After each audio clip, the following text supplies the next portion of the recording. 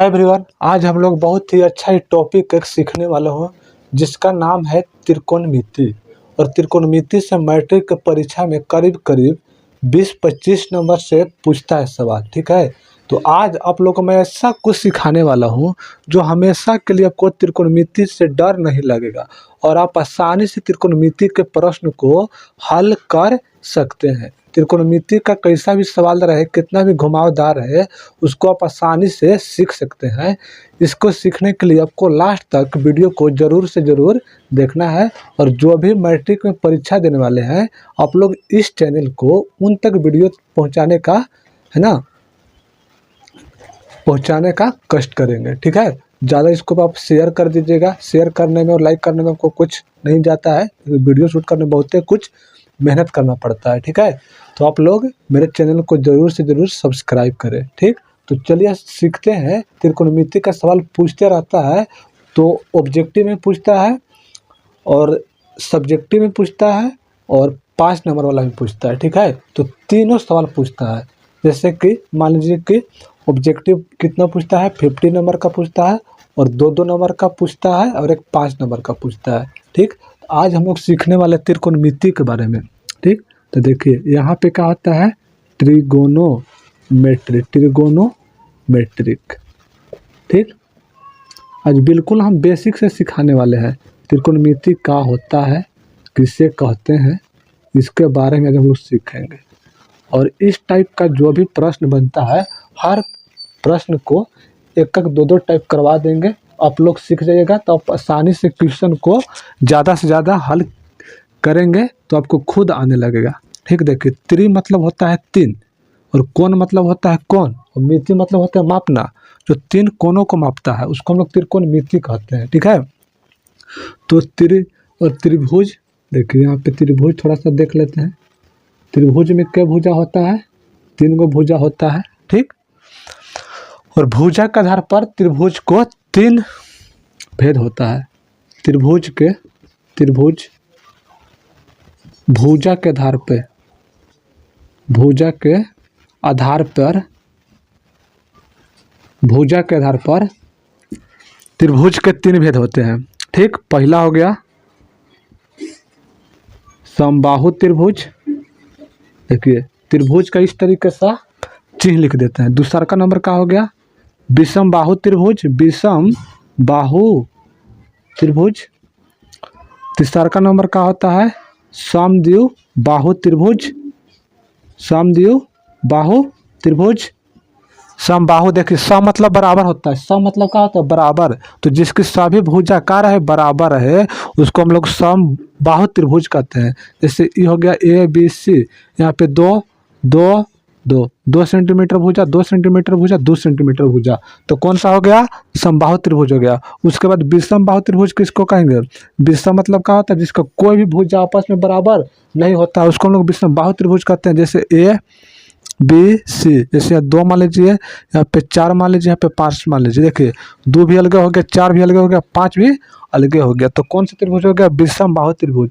इसके बाद कौन सा आता है, समद्विबाहु। सम मतलब कि बराबर, द्वि मतलब कि 2 होता है। ठीक है, तो देखिए जिसकी 2 भुजा आपस में क्या रहे, बराबर रहे। जैसे 2 सेंटीमीटर, ये भी 2 सेंटीमीटर, इसको मान लीजिए 5 सेंटीमीटर, तो ये 2 सेंटीमीटर हो गया, ये 2 सेंटीमीटर हो गया। दोनों भुजा आपस में क्या है, बराबर है, इसलिए समद्विबाहु त्रिभुज होता है। ठीक, एक किसके आधार पर हो गया, भुजा के आधार पे।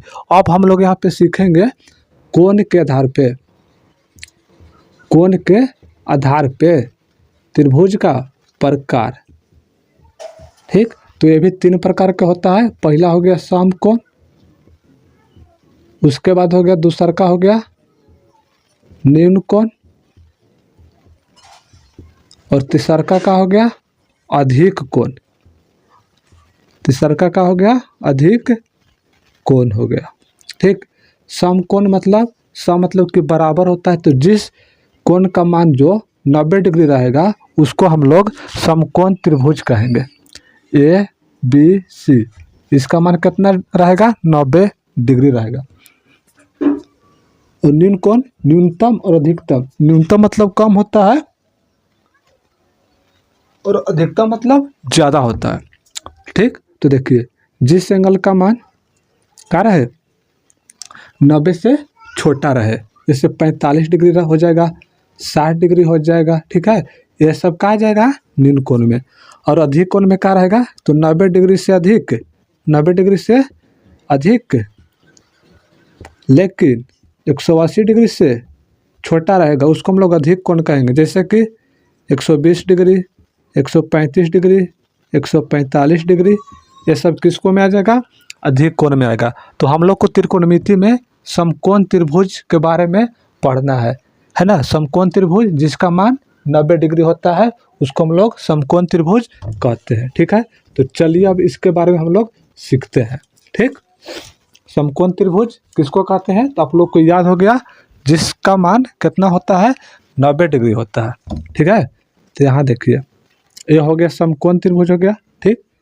ए बी सी, इसका मान हो गया कितना, 90 डिग्री हो गया। तो इस 90 डिग्री के सामने वाले को क्या बोलते हैं, तो 90 डिग्री के सामने वाला सबसे बड़ी भुजा होता है जिसका नाम होता है कर्ण। इंग्लिश में बोलते हैं हाइपोटेनस, ठीक है, जिसको लोग सूचित करते हैं एच से, ठीक। और इस तरीके से ये लंब रहता है, ठीक, तो इसको लंब बोलते हैं।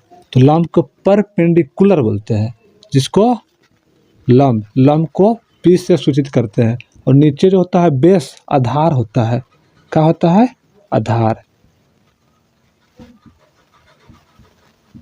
क्या हो गया, आधार हो गया, ठीक।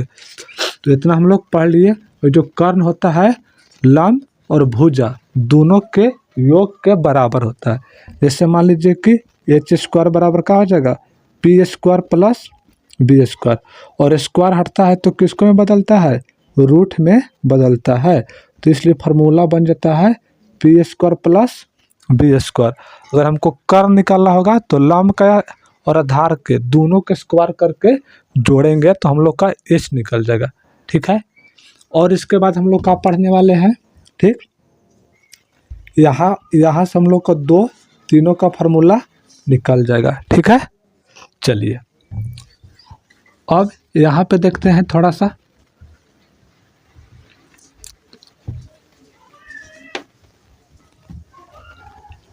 अब देखिए sine theta, cos theta, tan theta का फार्मूला हम लोग को कैसे याद रहेगा उसके बारे में हम लोग को सीखना है।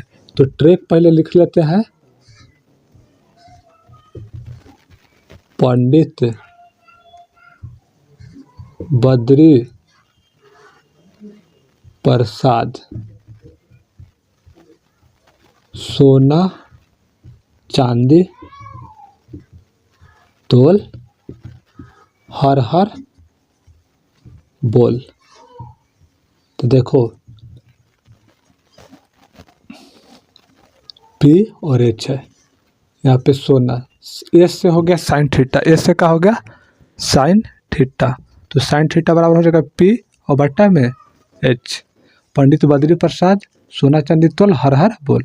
तो साइन थीटा बराबर हो जाएगा पी और बट्टा में एच। उसके बाद चांदी सी से हो जाएगा कॉस थीटा, कॉस थीटा का क्या हो जाएगा बी और बट्टा में एच। और टी से हो गया tan theta, tan theta.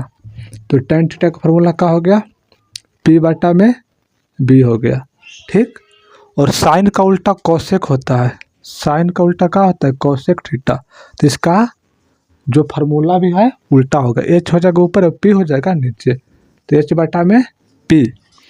Cos theta का उल्टा होता है सेक थीटा, तो एच चल जाएगा ऊपर, बी हो जाएगा नीचे, तो एच बटा में पी। टेन थीटा का उल्टा होता है कॉट थीटा, तो बी चल जाएगा ऊपर है और पी हो जाएगा नीचे, ठीक। इतना हम लोग पढ़ लिए। अब यहाँ से सवाल पूछता है, ठीक है।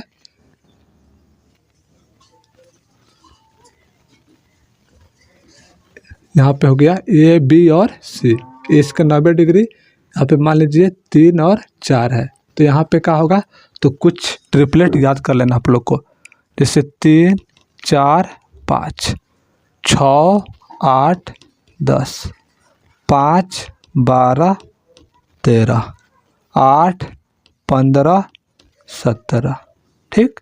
इस तरीके से ट्रिपलेट हो गया। तो जैसे 3 4 है तो ये क्या हो जाएगा, ऑटोमेटिक हो जाएगा 5, इसको निकालना कैसे है तो देखिए एच ना निकालना है तो एच का फार्मूला क्या होता है p square plus b square.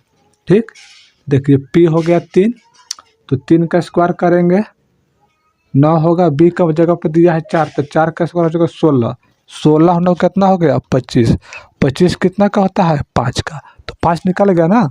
तो इस तरीके से हम लोग लिख सकते हैं। और यहाँ से सवाल देगा कि साइन थीटा का मान क्या होगा, साइन थीटा का तो पी और बटा में एच, तो पी का मान हो गया 3, एच का मान हो गया 5। ठीक, अब यहाँ से सवाल क्या पूछ सकता है कि साइन ए और साइन सी का मान क्या होगा, तो फार्मूला तो हो जाएगा पी बटा में एच, इसका भी फार्मूला हो जाएगा पी बटा में एच, लेकिन जो ये कोण दिया है इस कोण से मान डिफरेंस होगा। ठीक, देखिए पहला है ए, तो ए के सामने वाला लंब हो जाता है, ये वाला पी के मान हो जाएगा, ये वाला एच के मान हो जाएगा, तो ये का चीज हो जाएगा मान बी के मान हो जाएगा।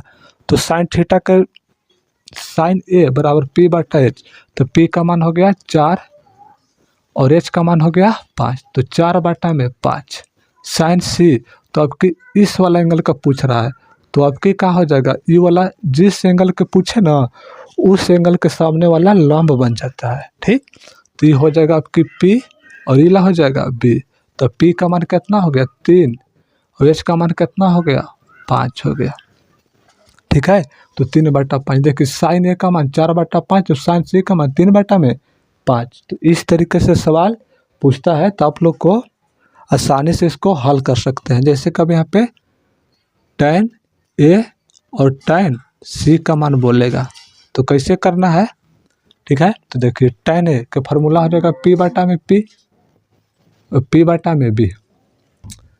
यहाँ पे देखिए tan ए इस एंगल के सामने वाला पूछ रहा है ना, तो ये वाला हो जाएगा पी का मान और ये मान हो जाएगा बी के, तो tan ए बराबर हो जाएगा 4 और बी के जगह पर हो जाएगा 3। अब किस tan सी का पूछ रहा है, तो इस एंगल के सामने वाला हो जाएगा ये पी हो जाएगा और ये क्या हो जाएगा बी हो जाएगा, तो पी हो गया 3 और बी हो गया 4, तो 3 बटा 4। ठीक है, अगला इसका जो अगला वीडियो आएगा तो और इसको जो सवाल बन सकता है उसको हम लोग सीखने का प्रयास करेंगे। ठीक है, थैंक यू दोस्तों।